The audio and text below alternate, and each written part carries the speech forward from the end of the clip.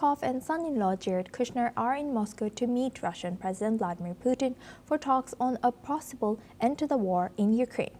Trump has pushed for peace in Europe's deadliest conflict since World War II, but earlier meetings with Putin and Ukrainian President Volodymyr Zelensky have yet to yield results. However, the leaked U.S. draft proposals raise concerns in Kyiv and Europe for favoring Moscow, including limits on Ukraine's army and Russian control of occupied territories. Putin says talks are not a formal agreement, but could form a basis for future accords, while Ukraine insists all diplomatic efforts must guarantee its security. Now for this discussion, we welcome Ms. Alison Mutler. She's a former AP Bureau Chief in Romania, joins us live from Bucharest, Romania. Thank you very much, Alison, for joining us again. Good to see you. Now, looking at this, how do you think, how close are we to a ceasefire deal between Ukraine and Russia? To be honest, I think we're some way off because the sides are so far apart. Putin would like his maximalist demands, which includes seizing territory, which it has not occupied. It wants a cap on Ukraine's military. It wants a share of the mineral resources there. It wants a veto on Ukraine not joining NATO. Now, Ukraine understandably doesn't think this is fair at all, and European leaders and NATO leaders, with the exception of the United States, are also very opposed to this. They are also worried about Russia's ongoing hybrid war in Europe. So I really cannot see that we are close to a peace deal, even though Donald Trump would like this, but we are seeing a flurry of meetings. Witkoff and Donald Trump's son-in-law Jared Kushner is in Moscow, but what happens there doesn't mean it will translate on the ground into peace. It will just cement what Vladimir Putin says, and Witkoff will probably agree to a large extent. He's proved to be favorable to the Kremlin, to Putin. But that doesn't mean it will work out with Ukraine, because you need basically peace between Ukraine and Russia. And the US can play a role, and they can put on pressure, and they are putting on pressure, but it doesn't mean it will translate into a peace deal or even a ceasefire.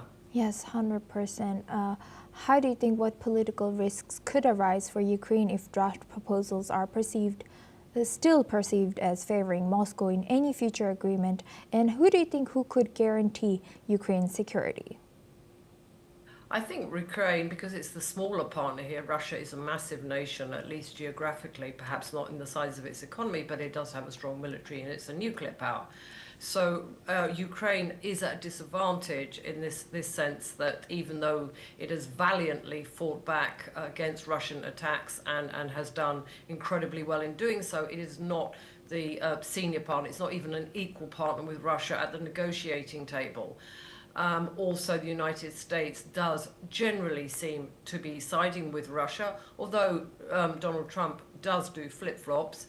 Europe is getting its act together. So the question, who could guarantee peace there, or some sort of ceasefire, and who is interested? And it would seem to me to be, I don't know, Europe perhaps could play a key role there, and possibly the UN. But we haven't even got round to these details because we're not quite clear on what both sides will agree on. It's clear that Ukraine will probably have to make some territorial concessions, but it certainly doesn't want to make concessions to territories that Russia has failed to occupy. And it doesn't want a cap on the size of its military, or it doesn't want a veto or a ban on it joining NATO. So there are all these questions, and then, these are very bitter hostilities. They would need to be international boots on the ground. Europe does have an interest. I don't think the US does. They are already pulling out of, or they've announced they're pulling, or they're reducing their troops in Europe. Perhaps the UN, that's possible. I don't know if India would want to play a role, other countries want to play a role, China even. It's unclear. I don't think we've got to that stage at the moment, but I think these issues are being discussed behind the scenes. Yes, 100%. Thank you very much, Alison, for sharing that. Please stay with us as we come back to you for our next discussion as well. Now, we stay on this topic. Meanwhile, Russian President Vladimir Putin has hailed what his commanders described as the full capture of Pokrovsk in eastern Ukraine. calling it a key victory in Moscow's nearly 4-year war. But the Ukrainian military says it still controls the northern part of the city and is actively attacking Russian positions in the south. However, the Ukraine's general staff denies Russia's claims that Pokrovsk is captured. The control of Pokrovsk would give Russia a platform to push north towards Kramatorsk and Slovyansk and strengthen its hold over the wider Donbas region. Analysts say Moscow may also use the gain to boost its leverage in upcoming peace talks, though Ukraine insists it will not concede its territory. Now we welcome back Ms. Alison Mutler. She's a former AP Bureau Chief in Romania, joins us live from Bucharest. Thank you very much, Alison, for staying with us. Now, what are we to make of conflicting claims over Pokrovsk? Well, Russia has every interest at the time of diplomatic talks with Witkoff and Kushner in Moscow to say it has conquered, it has occupied this key logistics hub, to say, look, we're winning the war. We've captured this key logistics hub, therefore our demands are reasonable. But it's just what Moscow is saying. There's no independent media verifying it. Ukraine is denying it. It's clear Moscow has been upping the hostilities on that area and has been fighting a lot. But it's also equally clear that Ukraine has been repelling Russian forces and fighting back very valiantly. I suspect that Russia is making a huge effort, but I actually doubt they have conquered it. They have occupied that area. They just want the United States and their negotiators to believe that they have occupied this key hub, but I don't think they have. And until we have independent verification, I think they've made some gains probably, but I think they're quite far from a total victory, which they are claiming at the moment. But they have political interests and diplomatic interests in overstating their claims. Right, and how do you think does in particular Russia claiming capture of Pokrovsk influences its leverage in upcoming peace negotiations with US? Well, it wants to show the US, and Russia has performed quite abysmally on the battleground. They thought they would take Ukraine in 3 days or 4 days or something like that, and here we are almost 4 years. They've sacrificed a lot of troops. They've had to bring in foreign troops, North Korean troops. They have captured some land, but it's with a huge cost, both in terms of human lives, but also in terms of military and financial costs. They've performed pretty poorly. So they need to come to the table, the diplomatic negotiating table, with a claim of some success. And we're not military officers, but this Pokrovsk is a key logistics hub. And should they take control of it, which I don't think they have, but they claim they have, then they can come to Witkoff and Jared Kushner and say, look, we've captured this. We are winning the war. We have the upper hand. And I don't think they do, but they're making a huge effort.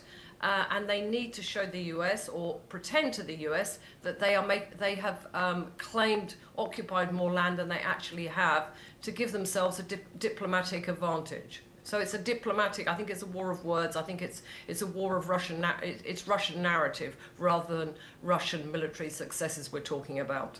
Yes, and Alison, if I remember correctly, yesterday's discussion we mentioned about how this seems to be more of a business deal instead of ceasefire negotiations. It's about money. Yes, It's about money. Yes. Alison, can you please connect how Trump's envoys include his son-in-law, who is not a politician, and how do you think this affects U.S. credibility and influence in ongoing Ukraine-Russia peace negotiations? Well, I think US influence and credibility has taken a battering, because it's very clear that very unqualified people are being sent as top negotiators, like Witkoff. I'm sure he's very good in his own field, which is real estate, but he's certainly not. He doesn't know all the details of diplomacy and of Russia and Ukraine. He may know a few more than he did a few months ago, but he's certainly no expert, and nor is Jared Kushner. They represent business interests, money interests. You see that Rubio, who is the state secretary, has been kept out. He has a much better grasp of what's happening on the ground and a much more realistic diplomatic view of it. But he's deliberately kept out because Donald Trump has business interests there, particularly the mineral resources, which he wants to divide with Russia. He sees Russia as a big partner, and as a big partner, he wants to divide the spoils with the United States and claim success in managing to secure a peace deal. So it's more of a business thing than a diplomatic thing, and it is harming or continuing to harm U.S. reputation in the world as a leading global power, and Yes. also a serious global power. 100%, I completely agree with you. Thank you very much, Alison, for sharing that insight. Please stay with us as we come back to you for our next discussion as well. Now, moving the focus to NATO Secretary General Rutte has highlighted ongoing efforts to support Ukraine and work towards ending the war with a just and lasting peace. He has emphasized that allies are expected to make new contributions to the Pearl program aimed at purchasing U.S. arms for Ukraine in the coming days. Rutte has welcomed U.S.-led initiatives to make these efforts a reality and expressed confidence that they could help restore peace in Europe. He has also warned that Russia's attacks against Ukraine remain increasingly brutal. On NATO expansion, Rutte has noted that consensus is required for new members to join, and currently no agreement exists. He has also addressed questions about Senator Rubio's absence at an upcoming NATO meeting, explaining that Rubio's work commitments prevent attendance. Finally, Rutte has said that elements of any deal to end the Ukraine war will be handled separately by NATO. Now for this discussion, we welcome back Alison Mutler. She's a former AP Bureau Chief in Romania, joins us live from Bucharest. Thank you very much, Alison, for staying with us. Alison, how do you analyze NATO's support and the remarks made by NATO head on support of Ukraine? Well, it's very important for Ukraine to have support the support of NATO. And this is one of the key reasons for the war, because Russia doesn't want Ukraine ever to become a member of NATO. Not that it was ever, but there was no timeline for it. There was just a promise in 2008 at a summit in Bucharest. But there was no timeline for Ukraine joining NATO. This is why it was a pretext for Russia to invade, saying that Ukraine was about to become a member of NATO, and it certainly wasn't. But by the same token, Ukraine doesn't want to be told how it defends itself militarily and what its political choices are. So it will not accept a veto on it ever joining NATO. It wants that possibility left open because it doesn't want to be open again to more Russian aggression.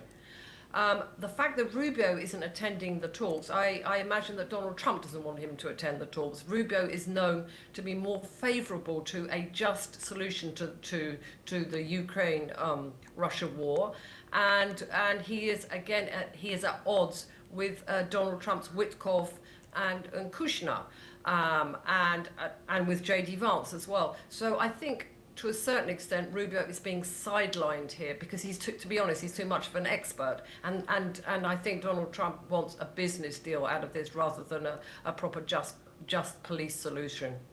Right. With that, I would like to thank Ms. Alison Mutler for joining us today and sharing that insight all the way from Bucharest. Thank you very much. Now we move the focus to